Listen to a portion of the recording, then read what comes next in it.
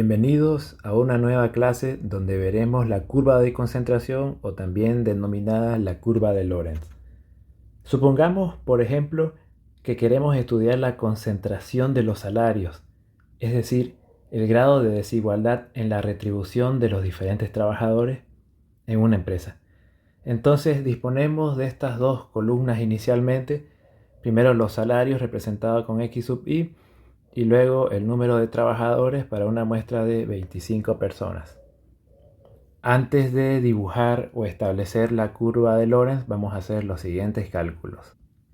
Primeramente vamos a establecer la proporción de trabajadores dividiendo en cada caso cada frecuencia absoluta entre el total y multiplicándolo por 100. La suma nos daría 100%. Luego hallaríamos la masa de salarios multiplicando en cada caso los valores con las frecuencias absolutas, es decir, el 100 por el 3, el 200 por el 7, etc.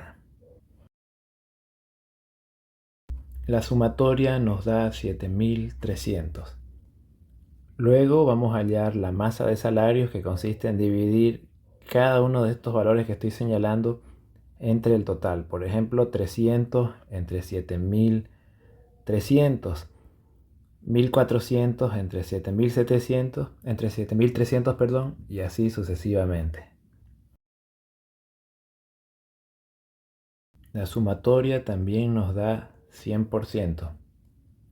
Luego vamos a hallar el porcentaje acumulado de trabajadores a partir de los valores de la tercera columna, y a estos resultados los vamos a denominar como P sub I.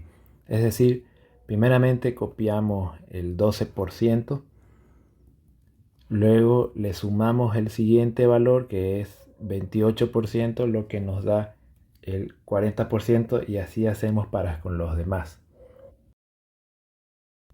El último valor nos va a dar 100%. Por último, vamos a calcular el porcentaje acumulado de la masa de salarios, a la cual representamos con la letra Q sub I.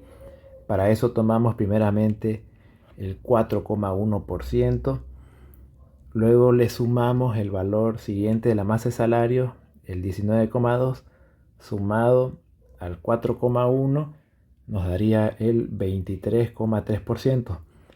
Luego a este valor 23,3 le sumamos el 32,9% y obtenemos el 56,2%, y hacemos lo mismo para con los demás valores. El último valor nos va a dar 100%.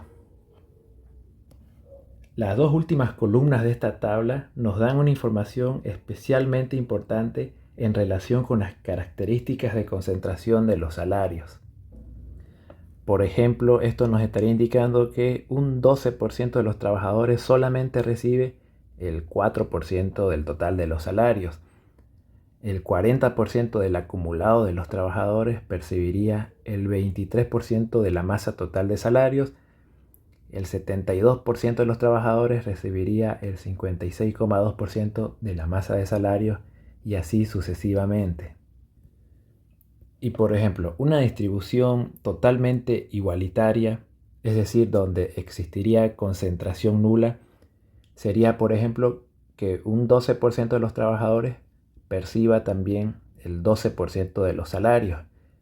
El 40% de los trabajadores percibiría el 40% de los salarios. Pero para nuestro caso esto no es así. Estas últimas interpretaciones, y junto a los valores que tenemos en la columna P sub I y Q sub I, pueden ser representadas gráficamente mediante la denominada curva de concentración o también denominada curva de Lorentz.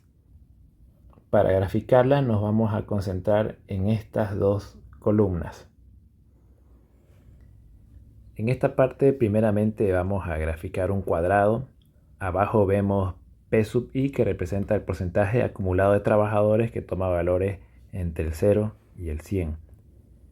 En la siguiente vemos Q sub I, que representa el porcentaje acumulado de la masa de salarios, los cuales toman valores del 0 al 100. Posteriormente graficamos una recta que une las abscisas el porcentaje acumulado de los trabajadores. Y este une el vértice inferior izquierdo y el superior derecho. Luego ya tenemos que identificar los puntos. Por ejemplo, este punto que he señalado representaría el valor 12 del porcentaje acumulado de trabajadores y el 4.1% del acumulado de la masa de salarios. El siguiente, por ejemplo, es el 40% del acumulado de trabajadores con el 23% de la masa de salarios acumulada. O sea, estoy trabajando con estos valores de acá. Luego uno estos valores y la línea representada con color morado es la curva de concentración o la curva de Lorenz.